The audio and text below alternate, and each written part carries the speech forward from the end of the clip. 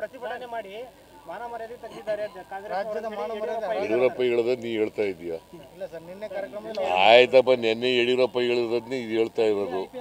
ಏನು ಸತ್ಯ ನಮಗೆ ಅನ್ಯಾಯ ಆದರೆ ಪ್ರತಿಭಟಿಸಬಾರ್ದ?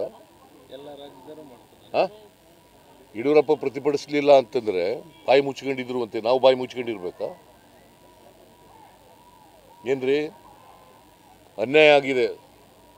ನಾವು 100 ರೂಪಾಯಿ ತೆರಿಗೆ ಕೊಟ್ಟರೆ ಏನು ಅವ್ರ ಜೇಬಿನಿಂದ ಕೊಟ್ಟಾರ?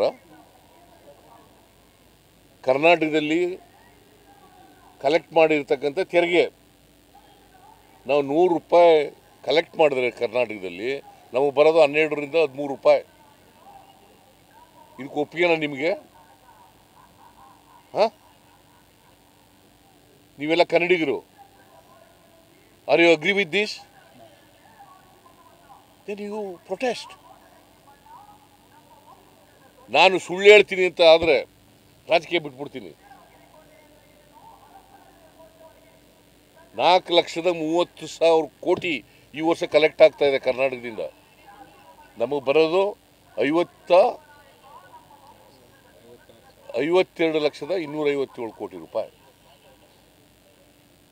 ಸಾರಿ, 50,257 ಕೋಟಿ ರೂಪಾಯಿ.